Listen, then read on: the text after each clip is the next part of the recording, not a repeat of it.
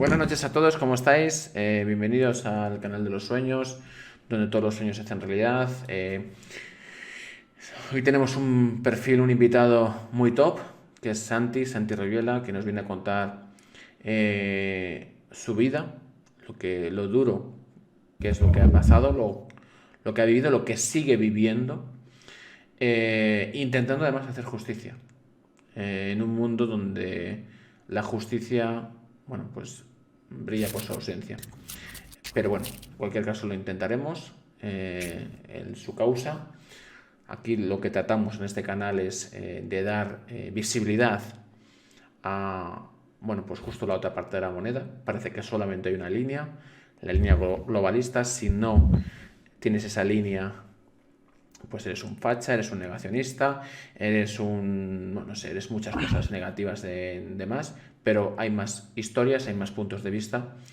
Y hoy Santi pues viene a contarnos su punto de vista y su historia, que al fin y al cabo, oye, cada uno sabe cómo hacer sus cosas, pero lo que está claro es que nadie puede vivir la vida de uno mismo.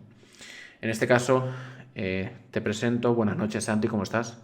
Hola, buenas noches, ¿qué tal? Encantado por estar en tu canal y darme difusión y tener oportunidad de dar a conocer el expediente Royuela, que a fin de cuentas es mi cometido a día de hoy. Así que Alberto, agradecido, Gracias a ti. agradecido. Gracias a ti porque además a mí una cosa que me gusta muchísimo, llamadme romántico, es la lucha de las libertades, la lucha de la ética, de la moral, de lo que no podemos hacer es, que parece que vivimos en este mundo, ver a una persona caerse y pisarle, ver a una persona doblegarse y escupirle. Si vemos a una persona que lo está pasando mal, hay que echarle una mano, es ética moral, es ética moral. Y evidentemente, Santi, tu historia es conmovedora y dura cuanto menos. Bueno, si así se puede calificar, podría ser calificada así, ¿no? Uno cuando dicen que el hombre se acostumbra a todo, ¿no? Entonces, cuando yo me analizo a mí, sí, claro, si yo digo, ostras, si yo hubiese nacido, no sé, en una familia que no le hubiese tocado esto ni nada, pues, eh, no sé qué hubiese sido de mí, ¿no? Pero me ha tocado vivir esta vida, es mi realidad, ¿no? Con lo cual no puedo, o sea, forma parte de mí, ¿no? En cierta medida, si estoy vivo y la estoy contando es porque tenía que ser así, ¿no? Quizá. No sé, han sucedido muchas cosas, sí, cosas que yo no deseaba, que no hubiese, en mi vida no las hubiese deseado, pero que luego he encontrado un sentido mayor a ellas, es decir, no las dejo en una balanza donde están las cosas positivas y negativas, sino que es todo un conjunto que explica a veces el sentido de tu existencia, ¿no? Puede ser así. Todo muy metafórico y Bueno, metafísico. pero cierto, es decir, todos nos preguntamos qué hacemos aquí o si el azar existe o si las cosas suceden porque, bueno, estamos una especie la naturaleza juega a la lotería con nosotros y nos va poniendo cosas y, bien, esto es así, ¿no? O podemos pensar que no, o podemos pensar Es que mi, es mi prepotencia o mi egocentrismo, pero el 99% de las entrevistas no me las preparo. Y es porque me gusta conectar con la persona, me gusta hacerle sentir una energía en la que se siente cómodo, en el que mm, vomite cómo se siente, sus experiencias, sus sueños, sus proyectos. Santi, ¿eres quien eres porque has decidido ser quien eres? ¿O porque crees que la vida te ha llevado en esta dirección? es una pregunta muy de aquellas de difícil respuesta, ¿no? Digamos, te diré que yo también, antes de responder, yo tampoco ningún vídeo lo preparo. hago como tú, ¿no? Pretendo ser natural, ¿no? Eso es. Bien, o sea, ¿qué me vendrías a preguntar? ¿Si yo soy como soy o si la vida me ha hecho? Claro, hay una gran diferencia, es decir, sobre todo porque, hilando con lo que tú has dicho, el, ¿crees que todo lo que te está pasando es libre albedrío, es casualidad? ¿O crees que hay una parte No, muy... no es libre albedrío, no, no viene de suma de casualidades. está todo a Pero propósito? tampoco soy el Mesías ni el elegido, ni, ¿vale? O sea, aquí nadie... pero no, no, no, lo que yo considero que no es suma de casualidades. Es decir, yo soy creyente, católico, y entonces Dios aquí has venido, te ha puesto por algo, ¿no? Tú estás aquí para algo, ¿no? Entonces, pues bueno, pues nos toca algo, una misión, ¿no? San Ignacio dirá que hará una máxima, ¿no? Que dirá que hemos nacido para adorar, alabar y referenciar a Dios, y todo lo demás es en tanto en cuanto nos sirva para ello, ¿no? Él hace esta máxima, ¿no? Tampoco tiene por qué ser así de extremo, ¿no? Y tú puedes servir a Dios allá donde tú cómodamente estés. Él no te va a poner una cruz que tú no puedas, que no puedas cargar, ¿no? Entiende la filosofía católica, ¿vale? El Claro. cristianismo, ¿no? Él jamás te pondrá algo que tú no puedas llevar a cabo, ¿no? Ni te pondrá algo que al final tú no acabes con una felicidad mayor que si no hubieses llevado esa cruz, ¿no? O sea que, bueno, Es innegable, Santi, que has tomado muchas decisiones en tu vida. Vamos luego a profundizar en todas, y no te preocupes. Pero ya que hemos iniciado de esta manera tan metafísica, has tomado muchas decisiones en tu vida. Pero mi pregunta es, si tú hubieras tomado otras decisiones, ¿existiría el expediente Rayuela? no, no, no, no existiría. Desarrollalo, si puedes. No, porque era mi padre solo. Bueno, mi hermano Alberto le ayudaba a veces, pero era, vamos a repartir unas notas que hemos fotocopiado y donde decimos que la justicia es muy mala y nos pondremos delante de los juzgados y lo repartiremos a la gente. Es decir, si a día de hoy, con ya 50.000 seguidores, creo, todavía cuesta, imagínate lo que te estoy describiendo, ¿no? Era arcaico, eran métodos de otros tiempos, ¿no? De cuando la propaganda se hacía con pasquines, ¿no? En la calle. Que yo entiendo a mi padre, es lógico, uno busca sus armas. Él dice, yo voy para adelante hasta que me muera, ¿no? Pero claro, él tenía ese hándicap. La sociedad ha cambiado. Si yo ahora quiero ponerme al día, pues tengo que conocer a la juventud, cómo son las modas, cuáles son las... Yo hoy te he preguntado por una aplicación, el Discord este, ¿no? Entonces, tú has de descender a los tiempos de los jóvenes, que son los que, ¿no? Así como los adultos, pues podemos dar consejos y los más adultos más, ¿no? Pero también hemos de comprender. Entonces, claro, él no sabía cómo, ni yo tampoco, porque tú piensas que yo vengo de la cárcel, de pasar 10 años en prisión. Yo me pierdo, entro cuando van a hacer YouTube y estas cosas. Cuando Facebook todavía no. Creo que abre, no sé en qué año abre, pero ¿En qué año entraste en la cárcel? yo entro a finales del 2006. Sí, justo al inicio de YouTube. Vale, yo me abro la cuenta de YouTube en un permiso que consigo en el 2008 finales. Y entonces, claro, yo no conoceré las redes sociales. Bueno, sucederá que en el 2015 yo hago un máster en sociofísica, en sistemas complejos, y hay una asignatura que es sociofísica. y redes sociales, ¿no? Entonces a mí me van a explicar, pero claro, es muy teórico todo, ¿no?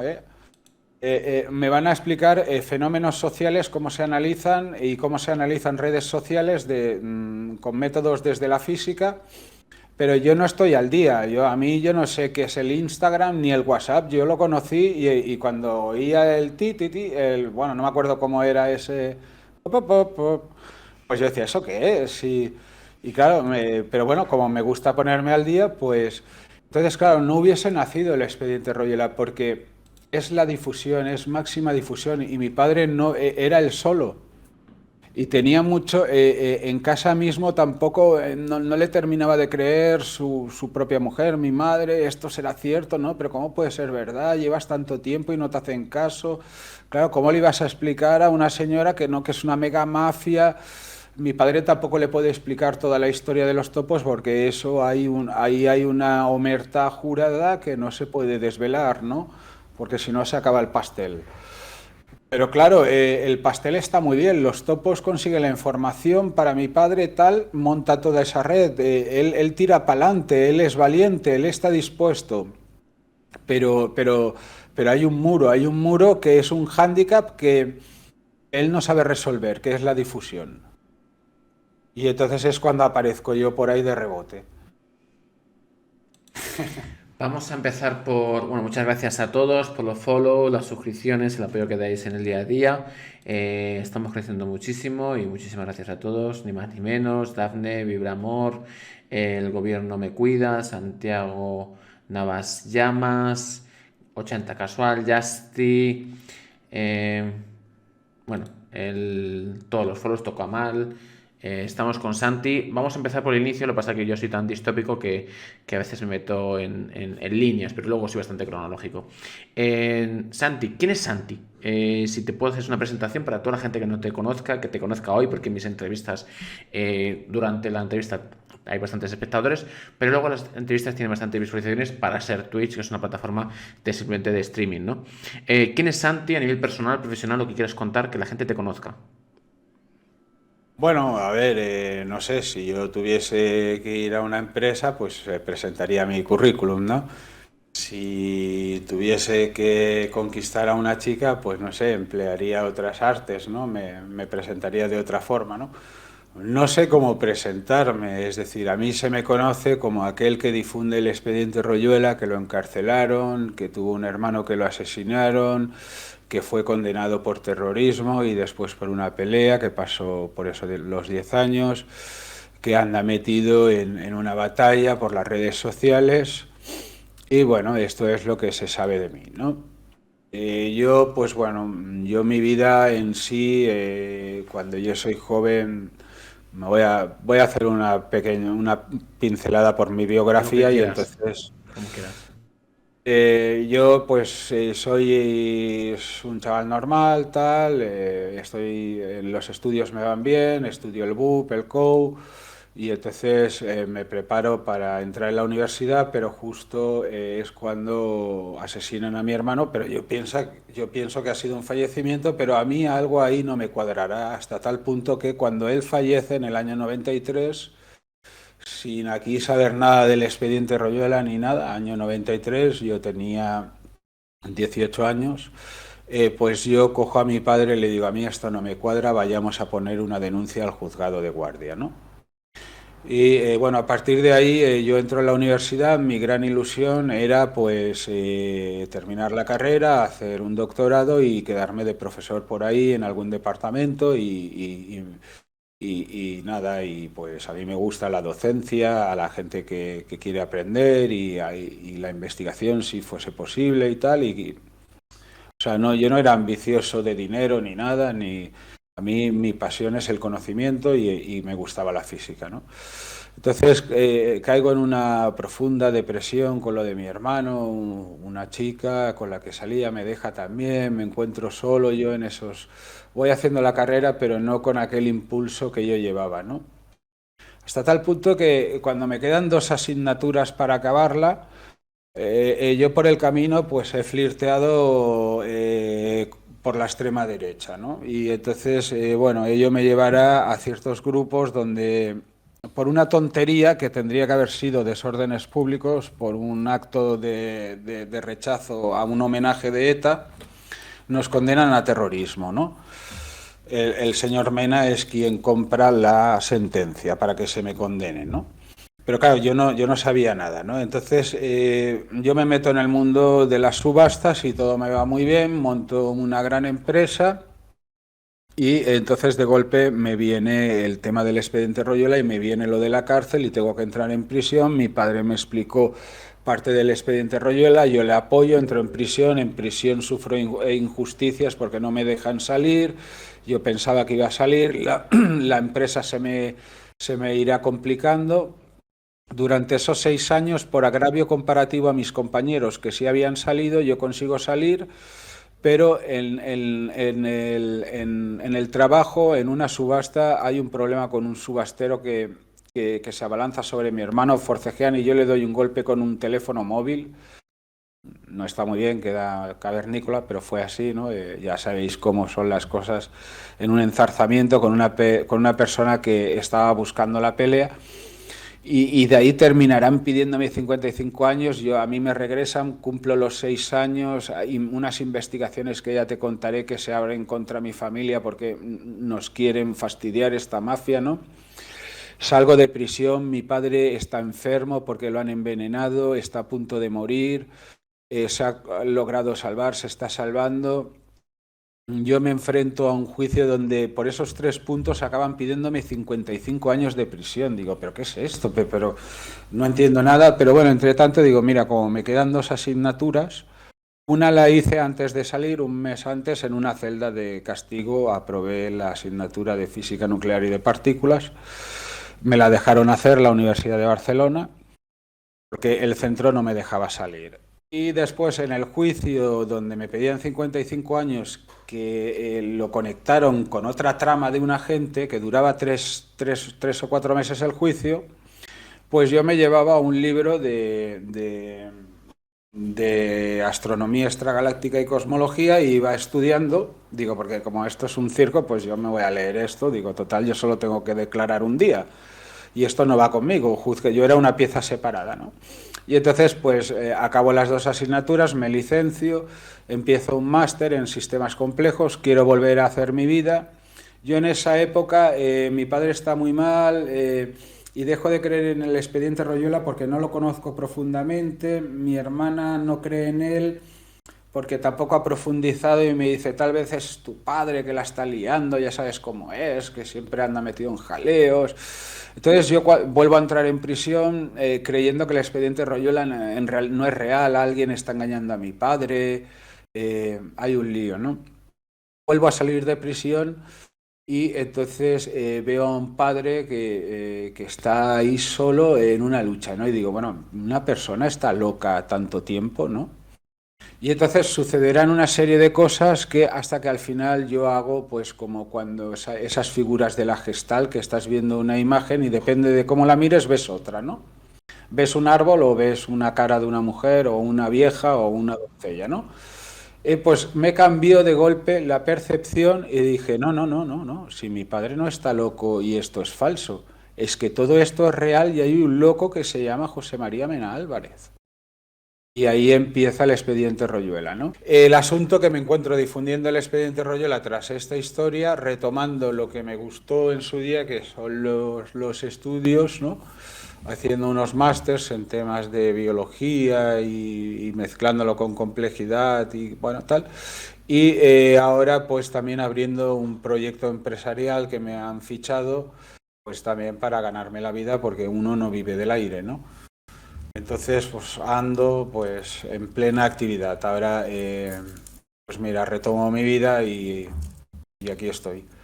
Este soy yo, básicamente. Solamente cada una de las cosas que has dicho ya darían para 15 entrevistas.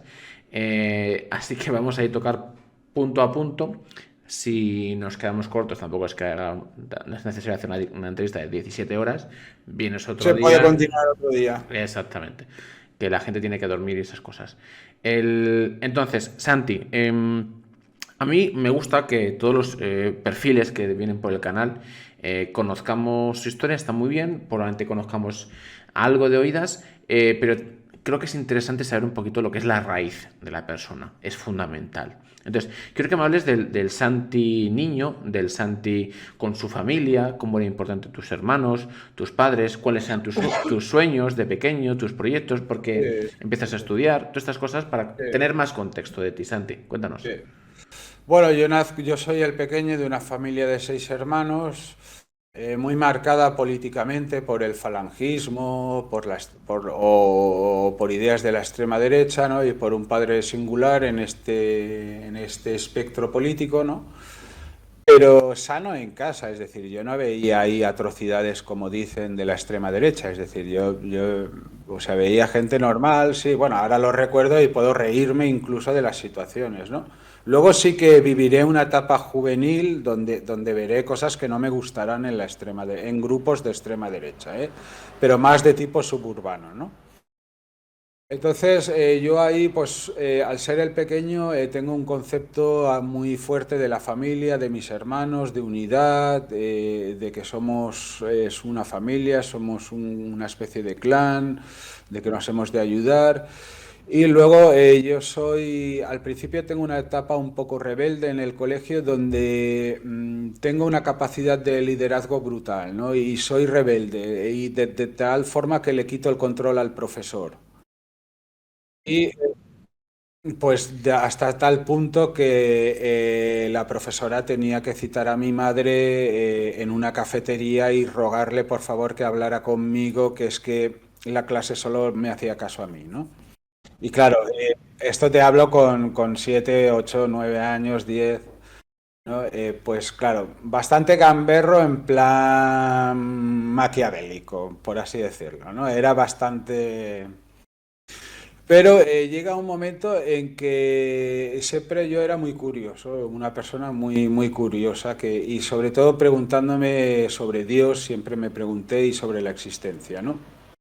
Entonces llegará un momento que conoceré la ciencia y las matemáticas, ¿no?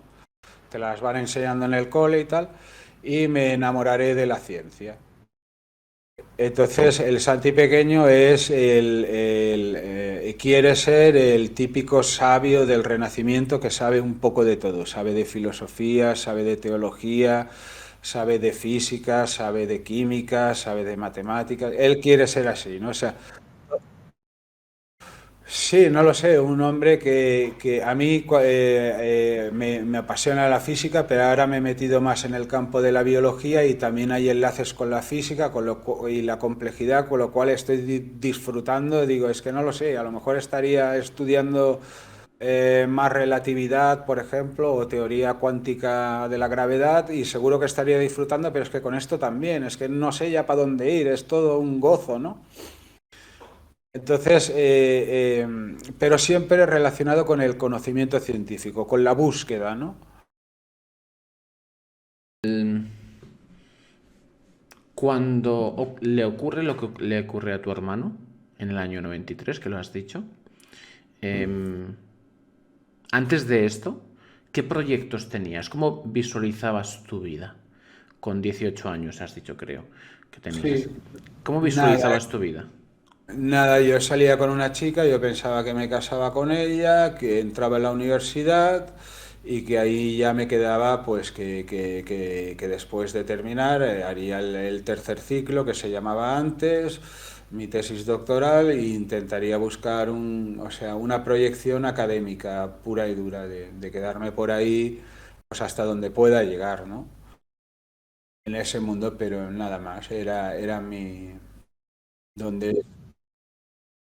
Por, por ciertos estudios y cierta formación. Bueno, ¿O yo estaba en COU, a qué te mi, querías dedicar? a la física. Lo que pasa que había cogido ingeniería informática a causa de un profesor y de una circunstancia, ¿no? Pero hubiese acabado en la física, ¿no? O sea, física, ¿no? Y yo tenía claro que tenía que morir ahí y, y entonces pues esa era mi ilusión y en COU pues yo tenía una nota muy buena, un 9,7. Y entonces, pues todo prometía y yo tenía ganas, entonces ya me lanzaba a la universidad, que era cuando empezaba lo que yo quería, ¿no? Ya no tenía que estudiar historia, ni catalán, ni inglés, bueno, inglés me tocará luego en la universidad porque, claro, los libros están en inglés, ¿no? Pero ya no tengo que estudiar cosas que no me gustan, ahora ya voy a estudiar lo que realmente me gusta, ¿no? Ya he llegado a la universidad, pero justo fallece mi hermano. Me gustaría saber, sin caer en sensacionalismo, sobre todo por el enfoque, ¿no? De cómo puede cambiar esto la vida de una persona. Porque, oye, tú lo has explicado, tenías cierta personalidad o un poco rebelde, pero tenías una novia, tal, estudios, una Sí, no, familia. al final yo me hago buen estudiante, lo que pasa que también a mí me llama un día la psicóloga del colegio que dirigía, ¿no? Había una psicóloga y dice, a ver, Royola, ven aquí. Dice, el jefe de estudios me dice que hay dos grupos en el colegio, Royuela y los demás. Dice, Royuela viene a estudiar y los demás vienen a pasar el rato. Pero yo no entiendo por qué a la salida de la clase te vas con los peores estudiantes y con los gamberros. No lo entendemos. Eras un malote. No, porque me divertía con ellos, por la forma de ser, porque eran más naturales, porque siempre sucedía una circunstancia anecdótica y te reías, porque eran mis amigos, porque... Nada, un malote. Nada. Cancelado. El... Entonces, bueno, oye, la gente que tiene cierta personalidad siempre destaca de una manera o de otra. Pasa de toda la vida. Em, ¿Cómo es el momento en el que te dicen la noticia de lo de tu hermano? ¿Cuál es el enfoque que te dan de ello? ¿Cuál es tu actitud? ¿Cómo cambia tu vida este acto? Sobre todo Claro, a nivel emocional me interesa. llevamos un día buscándolo, él no aparece, todos son esperanzas de que ha podido irse a casa de un amigo, de que tal, lo que sea, pero bueno, y yo regreso, creo que era, a ver, esto es, él fallece un sábado, yo ese sábado no pasa nada, yo salgo el domingo con un amigo que nos vamos de fiesta. Y cuando vuelvo por la mañana, él ya no está. Entonces yo voy a buscar con mi amigo a preguntar y cuando vuelvo por la tarde abro la puerta y mi cuñada me dice que Javi ha muerto. Y entonces se me cae el mundo. O sea, un golpe muy, muy fuerte, muy fuerte. ¿Qué relación tenías con tu hermano? ¿Qué vínculo? Muy grande, porque él, pues bueno, yo ya vivía con él, el resto de hermanos ya no vivían en casa. Él siempre que había tenido problemas, que había tenido que estar en algún centro, pues solo quería que fuera yo, tenía mucha confianza conmigo, él hablaba mucho conmigo de religión, yo le hablaba de ciencia y de física. Él adoptaba un poco la postura del creyente y yo la del ateo, ¿no? Y hacíamos debates, ¿no? Y entonces, pues bueno, claro, yo veía que era una persona que, ostras, que la mierda de la droga pues se lo había llevado, ¿no? Por mal camino, ¿no? Y entonces, claro, pero cuando le pasa eso, él estaba en una buena etapa, es decir, acababa de venir de Madrid hacía meses y estaba bien, estaba trabajando, o sea que no tenía sentido, ¿no? Y luego, ¿por qué un día y medio sin enterarnos, ¿no? Entonces rápido cogí a mi padre y le dije, oye, a mí no me cuadra esto, vámonos al juzgado de guardia a denunciarlo. Y fuimos a... Antes de ir al juzgado, ¿cuál es el enfoque que te dan? ¿Por qué fallece? ¿Cuáles son las de una justificaciones? sobredosis, de una sobredosis. Y al tener un vínculo muy cercano con tu hermano, sabías perfectamente, pues, que supongo que consumía algún tipo de sustancia, cómo se comportaba, si era una cuestión Claro, ocasional. claro, ¿Cómo era yo el enfoque sabía, de Javi, has dicho, ¿no? él, ¿Que se llamaba? sí, Javier. ¿Qué enfoque tenía Javi con las drogas? Claro, él tenía un problema, ¿vale? Pero había una cosa clara, que en esas fechas él no estaba en un consumo activo porque yo lo hubiese notado en casa, ¿vale? Y más si se está pinchando. Sí, porque claro, puedes estar fumando en plata o se puede tomar o la puedes snifar, pero no, yo no le veía que estaba en un consumo activo.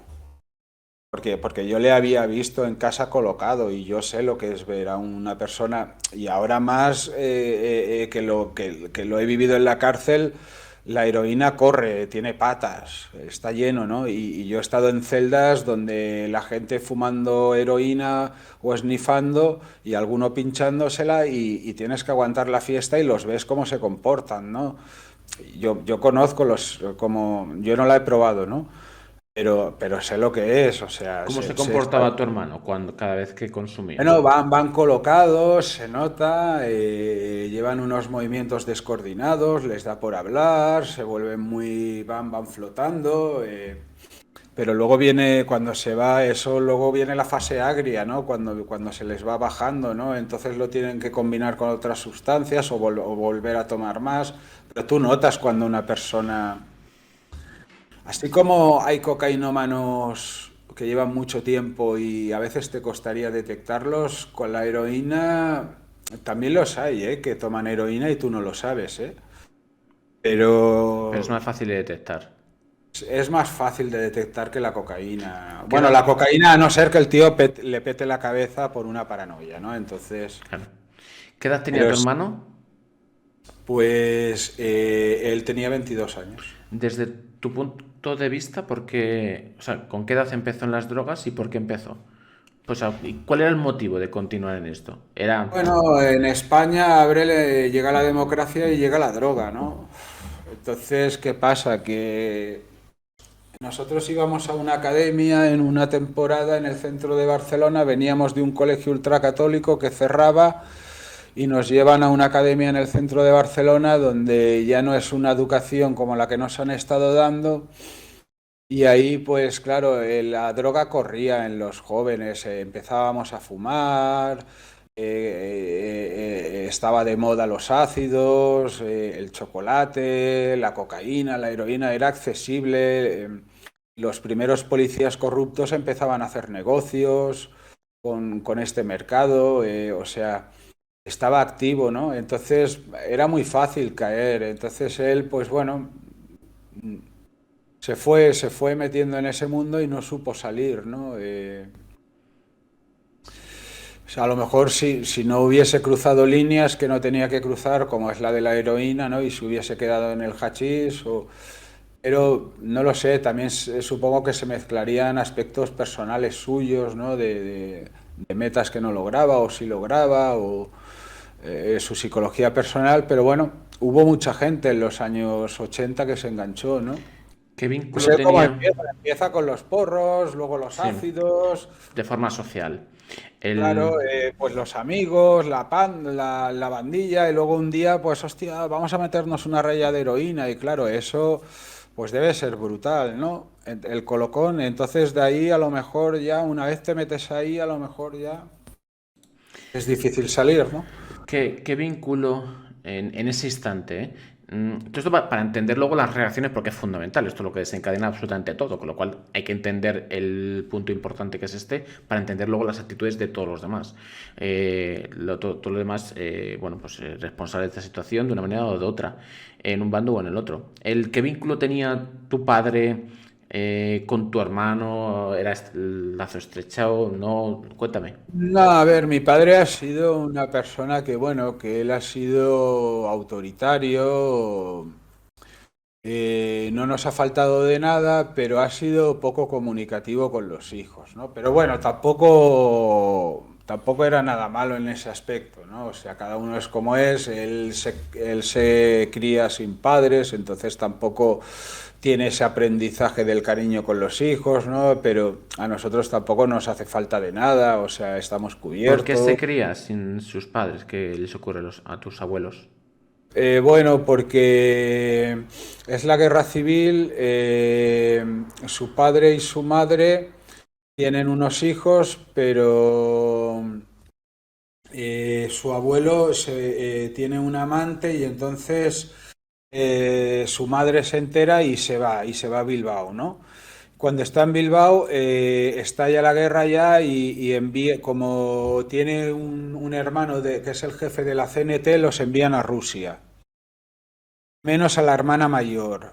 Entonces, mientras está en Bilbao, se vuelve a poner en contacto con Cataluña, porque es zona republicana, y entonces puede acceder por Francia y llega hasta Gerona, pues para ver a su exmarido, ¿no? Por así decirlo, que ya estaba con otra, pero bueno, o no sabe si estaba con otra. Entonces, cuando se reencuentran en Gerona, pues ahí nace mi padre, por así decirlo, ¿no?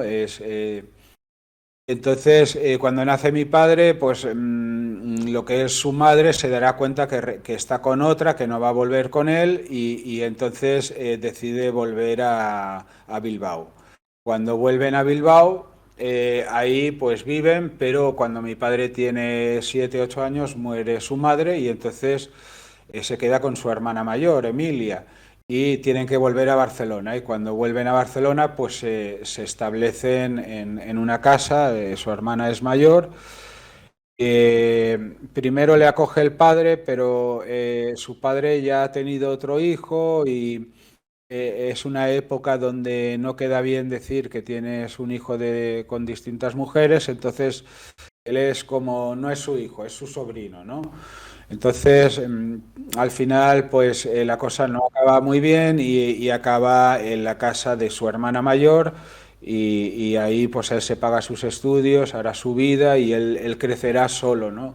Sin padre, sin madre y teniéndose que hacer a sí mismo, ¿no?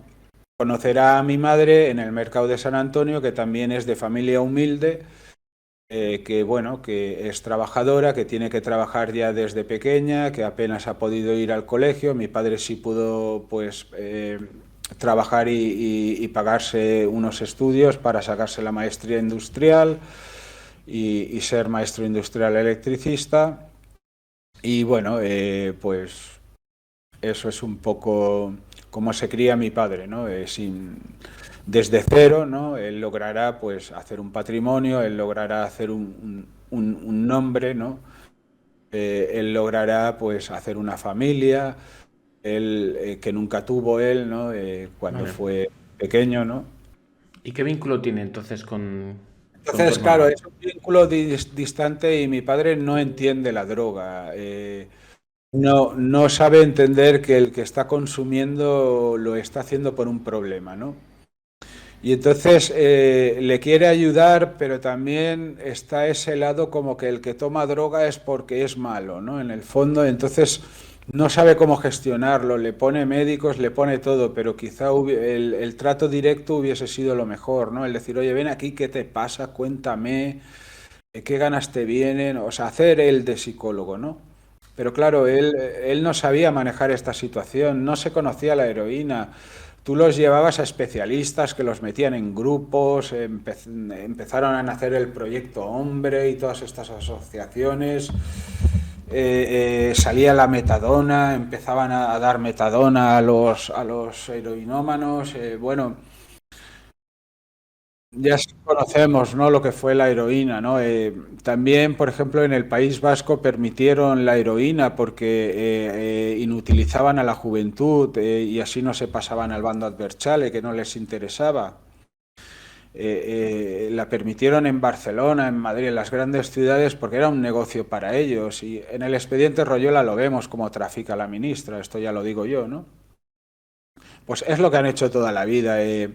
Ganar dinero sin importarles la sociedad una mierda, ¿no? O sea, entonces, pues bueno, mi hermano fue víctima de como se abrió España a una democracia, pues entró la droga. Tenía que entrar, como estaba en Francia y en otros países europeos, pues España no iba a ser menos. Bueno, pero es un contexto, al fin y al cabo, de todo lo que estabais viviendo, también de la reacción de tu familia, de la reacción de tu hermano. ¿Por qué? Porque, claro, es un descontrol, ¿no? Cuando luego entra la droga y no se sabe bien atajar con todo esto que Sí, sí. habían vivido, evidentemente. ¿Sientes de alguna manera que tu padre, a raíz del fallecimiento de tu hermano Javi, em, tiene algún sentimiento de dolor en su corazón en el sentido de no pude ayudarle en vida, voy a Claro. ayudarle en muerte? Sí, sí, eso siempre estará, porque claro, siempre estará cuando alguien fallece por un problema, ¿no? Por una adicción, pues siempre te preguntas qué no pude haber hecho para salvar el asunto, ¿no? Claro, claro, eso lo tendrá siempre todo el mundo, yo, tú, quien sea, ¿no? Porque intentas hacer todo lo que puedes, ¿no? Claro, sobre todo para saber si hay un enfoque de obsesión. Es decir, ¿tú crees que hay No, un no, enfoque de no, no, obsesión? él lo asumirá y lo llevará en su recuerdo y lo irá a ver a la tumba y lo llevará en su memoria y aceptará pues esto, ¿no? Pero luego cuando él se empieza a ver investigado y empiezan a levantar sospechas, él ya empieza a intuir que a lo mejor, y entonces, antes de que descubra él las notas manuscritas que hablan de mi hermano Javier, él ya está pidiendo en el juzgado el expediente de mi hermano y nunca se lo dan. Siempre dicen que lo tiene la fiscalía, que lo tiene la fiscalía. Y esto es de los años 2000 hasta el 2004 que creo que se lo dan al final, pero luego no, no se lo llegan a dar. Ese expediente lo tenía el fiscal Mena guardado en la clínica Morín. Nosotros tenemos el original. A día de hoy tenemos constancia por escrita de cómo nos deniegan que no está, tenemos constancia que dicen que ha desaparecido, que la última persona que lo cogió del registro fue el fiscal Mena, pero estos 2 últimos años, curiosamente, ha aparecido. Ahora hay un facsímil. Y entonces nosotros tenemos el original y la fiscalía ha fabricado un facsímil que tienen ahí para, claro, porque ellos Vale. tienen que explicar. Y entonces, claro, claro, eso yo lo sé porque lo he visto en papeles. Luego, él antes de ver las notas manuscritas donde relatan el asesinato de mi hermano, él ya va pidiendo al juzgado porque algo no le cuadra.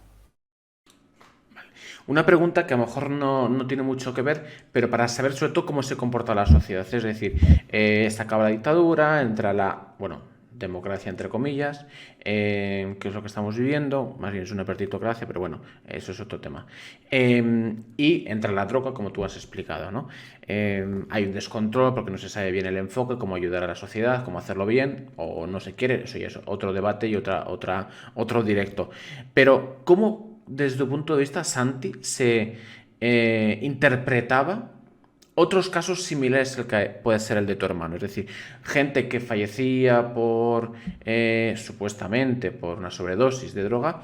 Bueno, ¿Qué interacción había en la sociedad? ¿Qué enfoque se le daba? Es decir, pues el porque puede haber una actitud muy denigrante. Es decir, oye, tú has fallecido por drogas, la actitud, la ley, la sociedad, etc., por haber consumido drogas, Claro, es claro, claro. A ver, a ver, repudiar. a ver.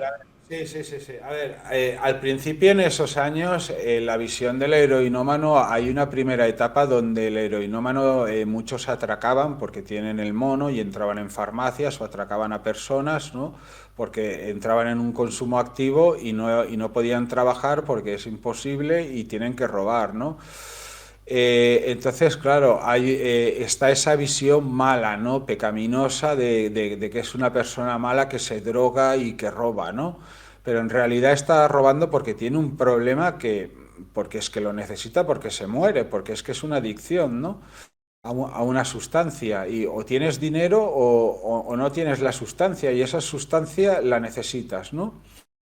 Pero llegó un momento en que se entendió la problemática de estas personas y se entendió que era una adicción, que los culpables no eran ellos, que los culpables eran quienes las vendían o quienes permitían que entrara la droga en España.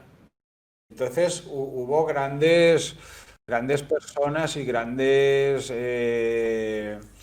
pues, colectivos y grandes asociaciones pues, que lucharon por estas personas, por los toxicómanos y hicieron grandes labores, ¿no? De que se les entendiera, de que no eran, de que se les estaba marginando, ¿no? Porque que había un problema real, que se habían enganchado a una sustancia muy peligrosa, ¿no? Entonces, claro, a él le toca una etapa intermedia donde, bueno, se está haciendo el tránsito a la comprensión. Empiezan a hacer la metadona, el proyecto Hombre está de moda, se están sensibilizando porque ya han sacado la película El Pico, ¿no? Donde se relata un drama. Entonces, el mismo sistema ya se ha encargado de meter la droga, pero dar una solución a la vez para que no sean los malos de la película y la cosa continúe, ¿no? ¿En ese instante recibís algún tipo de ayuda de alguna asociación o de algún grupo del tema de las drogas? ¿En alguna línea? ¿La pedís? A ver, estuvimos en contacto con Proyecto Hombre, hubo Filomeno Mayans, un psiquiatra que ayudó mucho a mi hermano en el clínico, pero bueno, estaba un poco, como yo digo, entre comillas, y un poco chalado ese hombre, ¿no? Pero bueno, era curioso, era buena persona, ¿no? La doctora Andreu también, el doctor Alejos, pues habían grupos, ¿no? Que estaban especializados en estos asuntos, ¿no? Y sí, sí, había apoyo, pero era muy difícil. También vi centros donde echaban a mi hermano, bueno, porque la había liado, ¿no? Porque claro, era normal, y entonces los tienen que atar y llegar nosotros y mira, ya no lo queremos aquí, y era de pago, ¿no? O sea que todavía no estábamos en el tránsito a día de hoy hay granjas preparadas, a día de hoy hay técnicas perfectas para desenganchar a las personas, a día de hoy está todo muy estudiado ya. El que no quiere salir es porque no quiere realmente o porque está en unas circunstancias que dice prefiero vivir así que afrontar una vida, ¿vale? Pero a día de hoy yo creo que una persona que quiera salir de la heroína puede salir si se lo propone, ¿no? Es un mundo difícil, ¿eh? Es un mundo difícil. Te voy a hacer una pregunta bastante polémica y turbia, pero bueno, así soy yo, tampoco puedo evitar quién no soy. En esa etapa, en los años 80, 90, 70, 80, 90, seguro que se destapa, o sea, igual que a día de hoy vimos unas cortinas de humo muy potentes, como pueda ser un virus o una guerra o este tipo de cosas, seguramente que las cortinas de humo de los años 70, 80, 90, entre evidentemente el terrorismo, Sí, da, ¿no? son las drogas. Sí. ¿Hasta qué punto crees que esa cortina que, porque tú has dicho, me ha gustado mucho la frase, a día de hoy quien no quiere salir es porque no quiere? ¿Hasta qué punto esa cortina tapaba escándalos o situaciones complejas o difíciles o polémicas de la sociedad actual, de esa época, la droga? Bueno, a ver, estaba claro que era un problema porque la droga entraba en España, habían consumidores, se extendía y habían atracos y habían problemas. Luego, el querer ganar dinero y permitir la entrada de la droga les generaba a la vez un problema a ellos, porque ponían la sociedad patas arriba y la gente decía, oye, es que hay unas personas que les llaman yonkis que vienen como locos a robarnos y parecen poseídos, ¿no? Entonces, claro, tuvieron que dar y también los médicos y la sociedad se da cuenta, ¿no? Entonces, claro, ellos meten la droga, hacen negocio, pero tienen que luego buscar una salida, ¿no?